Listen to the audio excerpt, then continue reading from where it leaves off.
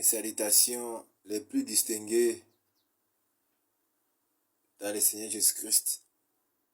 Que la grâce du Seigneur Jésus-Christ soit avec vous tous qui sont abonnés à mon compte et vous tous à qui je me suis abonné. Que la grâce soit avec vous. Ça, c'est le deuxième numéro de mes salutations. Pour terminer la pensée, je disais que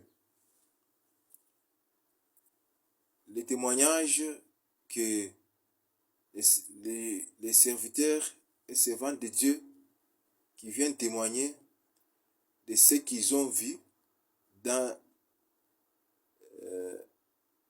leur voyage emporté par le Seigneur Jésus-Christ aux cieux, en enfer, et dans les différents lieux, le monde des ténèbres, le monde des cimetières, le monde des pandémoniums, tous les secteurs où l'ennemi travaille.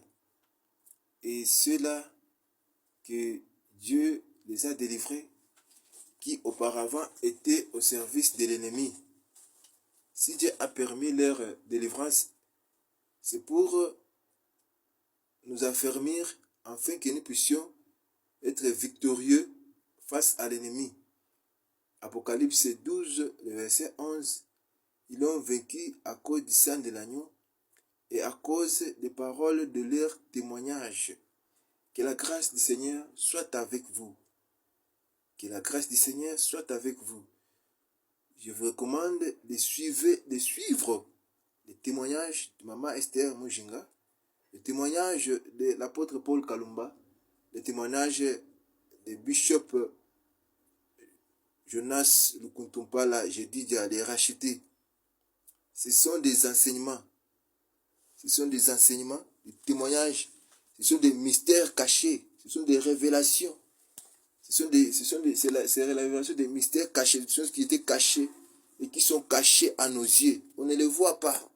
Et d'autres arrivent à s'endurcir dans le mal, en disant qu'il n'y a pas d'enfer, il n'y a pas de paradis, il n'y a pas de tourment. Donc Dieu veut nous affermer une révélation des choses cachées, qui étaient cachées pendant des mystères. Personne n'était déjà allé et revenir.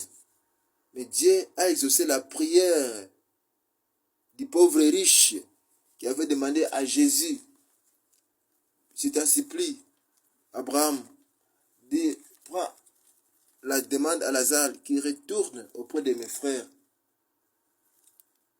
qu'il leur dise ce qu'il a vu, parce que je souffre ici.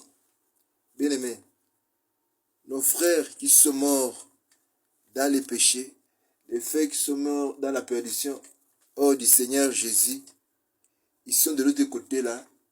Et quand Dieu permet l'un de nous qui est vivant, comme Maman Esther, et qui est allé visiter et retourner, ça doit nous interpeller, ça doit nous avertir, ça doit nous rendre souples afin d'échapper au piège du mal pour que nous aussi, nous ne puissions pas aller là-bas.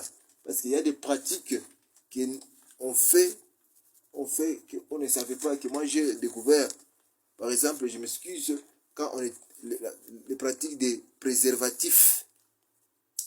La pratique des préservatifs, c'est un danger public. Ça a emporté beaucoup de gens. Parce que ça évolue avec la technologie. Les mamans qui se injectent les contraceptifs pour empêcher la naissance. Donc, maman est allée voir là où tous ces enfants sont là. Sont enfermés. Maintenant, ça demande votre repentance, vous qui êtes sur la terre. Bien-aimés, si vous avez déjà avorté, tous les nombres des enfants que vous avez déjà avortés vous attend quelque part. Si vous confessez autant de fois devant un serviteur de Dieu, vous serez pardonné et vous allez libérer vos enfants qui sont enfermés là-bas. Les enfants qui sont jetés dans des pridances, vous devez confesser pour qu'ils soient libérés. Les enfants qui sont enfermés, qui étaient avortés comme la grossesse de 1 mois, bien aimé, et la façon dont on évitait de mettre au monde, tel que nous montre Genèse 38, les enfants de Juda, quand quand ils prenaient Tamar, la femme de leur grand frère qui était décédé, il héritait de Tamar, alors il s'essuyait à terre. On ne savait pas que s'essuyer à terre peut nous bloquer notre chemin d'aller au paradis, d'aller vers Dieu. Faisons très attention pour éviter de mettre au monde.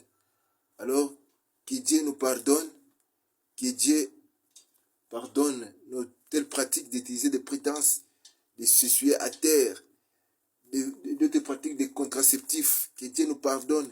Demandons pardon à Dieu et confessez-nous les uns devant les autres. C'est le qu'il est écrit dans Jacques chapitre 5, les versets 15 à 16. Confessez.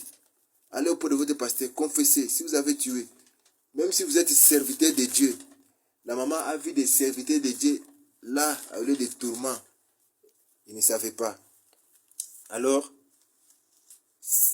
en témoignant cela, ils sont en train de lier les diables pour que s'accomplisse la prophétie qui est écrite dans Apocalypse 20, le verset 1 à 3. Là, la Bible dit, « Puis je vis descendre du ciel un ange qui avait la clé de l'abîme et une grande chaîne dans sa main. Il saisit le dragon, le serpent ancien, qui est le diable et Satan, et les lia pour 1000 ans. » Les lia pour 1000 ans.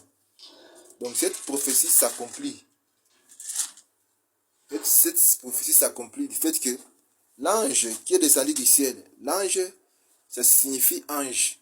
Et ange signifie messager.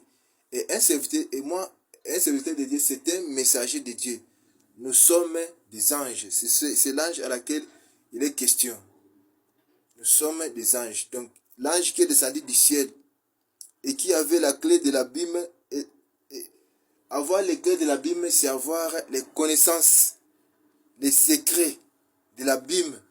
Alors, et la chaîne entre ses mains, c'est l'autorité que le Seigneur Jésus-Christ nous a donnée de témoigner. Parce que au ciel, c'est là qui ont vécu les diables. La Bible dit que dans Apocalypse 12, verset 11, ils l'ont vécu à cause du sang de l'agneau et à cause des paroles de témoignage. En témoignant, ils sont en train de lier les diables. Et à ce temps ici de 1000 ans, les 1000 ans ici, nous sommes déjà, c'est le temps du règne de Dieu. Donc au début du règne de Dieu, le premier jour du règne de Dieu. Oh, 1000 ans. 1000 ans, une journée est comme 1000 ans, et 1000 ans c'est comme une journée. Donc le règne de 1000 ans, c'est le langage de l'éternité. Nous sommes déjà au temps du règne de Dieu, et le Dieu Tout-Puissant veut planter son trône de sa majesté ici, chez nous, au Congo, qui sera la nation qui va représenter, qui va prendre le trône de Dieu, qui sera la nation de Dieu, la nation de Dieu, l'ambassade du trône de Dieu sur la terre, et qui est appelé à prêcher la prédication de Noé, le prédicateur de la justice, de révéler au monde le temps du règne de Dieu est déjà accompli, de présenter au monde le Seigneur Jésus-Christ, le sauveur de l'humanité. Donc, je vous présente le Seigneur Jésus-Christ. Son temps est déjà arrivé. Nous sommes déjà au temps du règne de Jésus-Christ. C'est le moment ou jamais. C'est le moment ou jamais. Dernière étape, c'est le moment ou jamais de donner sa vie au Seigneur Jésus-Christ. Si vous n'avez pas encore donné votre vie au Seigneur Jésus-Christ, chers abonnés, c'est le moment ou jamais de les saisir, parce qu'après si, c'est le jugement qui va suivre. Nous les chrétiens, nous serons enlevés, élevés, revêtir l'immortalité et vivre éternellement. C'est ça, le millénium, c'est le langage de la vie éternelle. Et la parole de Dieu nous révèle toujours dans Apocalypse 20 en descendant, et ce sera le jugement. Et c'est le jugement dernier de ceux-là qui ne seront pas écrits dans le livre de vie. Le livre de vie, c'est le cœur de Jésus-Christ, et qui ne seront pas écrits dans le livre de vie. Alors, répentons-nous, bien-aimés, donnez notre vie au Seigneur Jésus-Christ, afin que nous soyons sauvés. Que la grâce de Dieu soit avec vous.